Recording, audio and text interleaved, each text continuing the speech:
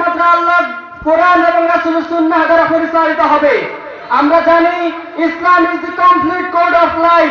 আল্লাহ তাআলার ঘোষণা ইন্নাদ-দীনা ইনদাল্লাহিল ইসলাম, অর্থাৎ ইসলাম একটি পরিপূর্ণ জীবন ব্যবস্থা।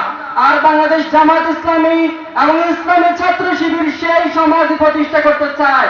কিন্তু আমরা দেখেছি এদেশের কিছু রাজনৈতিক সংগঠনের ভাইয়েরা আমাদেরকে বলে যে আমরা কেমন সমাজ প্রতিষ্ঠা করতে চাই। আমি ইতিহাস থেকে পবিত্র কোরআন থেকে একটি ঘটনা বলতে চাই। সেই ঘটনা হচ্ছে মুসা আলাইহিস সালাম এবং ফেরাউনের ঘটনা। মুসা আলাইহিস সালাম যখন আল্লাহর দ্বীনকে প্রতিষ্ঠা করতে বলেছিলেন, তখন ফেরাউন তার সংসদের মধ্যে বসে বলেছিলেন, ইন্নী আখাফু আন ইউবাদদিলা দীনাকুম, তোমরা আমাকে ছাড়ো, আমি মুসাকে হত্যা করব। কেন? কারণ ইন্নী আখাফু, আমি ভয় করতেছি, আন ইউবাদদিলা দীনাকুম, সে তোমাদের দ্বীনকে পরিবর্তন করে দিবে। আজকে তারা আমাদেরকে দেখে ভয় করতেছে, যদি জামাত ইসলামী ক্ষমতায় আসে তাহলে